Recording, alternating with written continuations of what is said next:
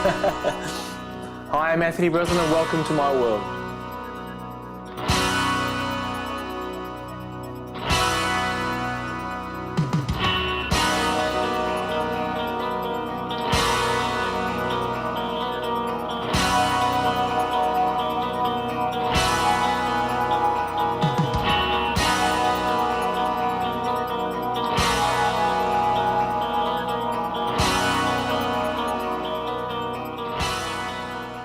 Anthony Breslin, it's great to have you here at Gullotti Galleries.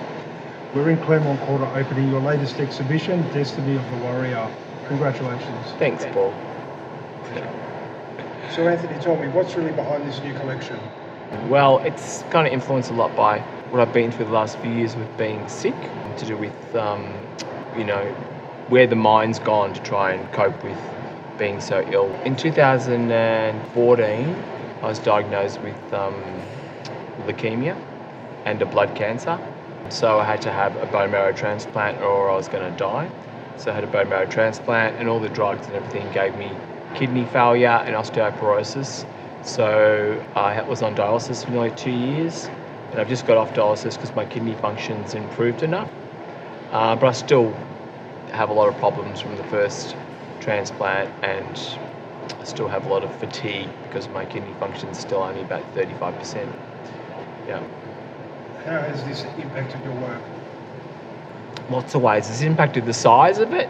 The works in this show are smaller, so they're more focused, and I've used different materials like watercolor, so a lot of the pictures are softer than stuff I used to do before. They're not as hardcore with the color matching, and the themes are different because I'm more focused on trying to represent the mind and the mind's ability to flex and where it can go to be malleable to deal with all the stuff that I've been through. Also, a lot of it's to do with the fact that I don't believe that, it's really obvious to me now after what I've been through and the experiences I've had that we're all connected on a level. We're not individuals, it's just an illusion. So a lot of the pictures kind of fragmenting out into the universe, a lot of the heads are expanding all the time.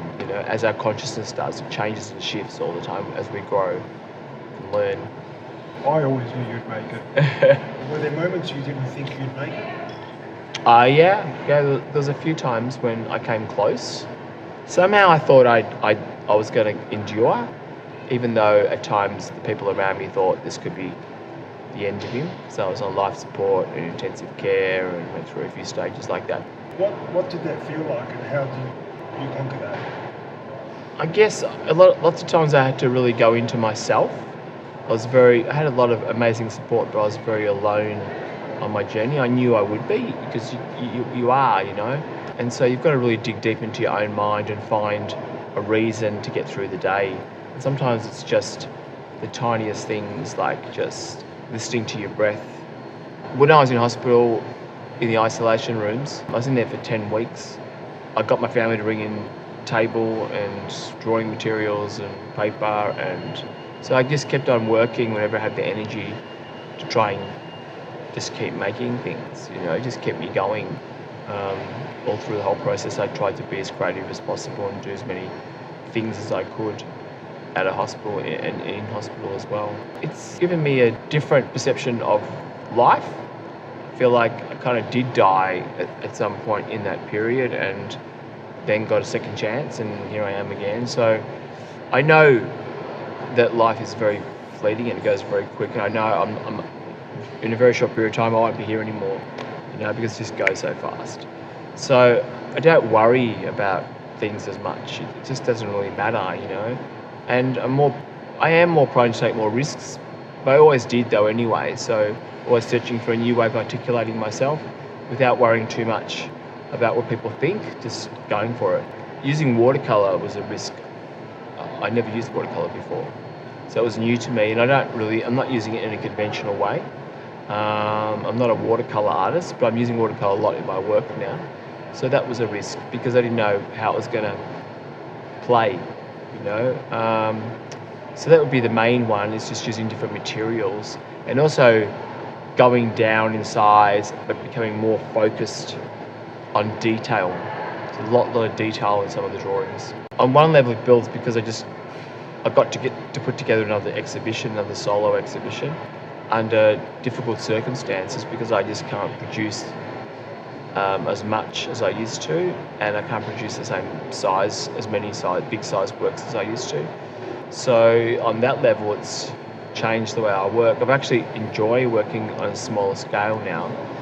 It's much more easy for me to manage it, and it's more interesting on another level to really investigate something that's smaller and go into more detail within that.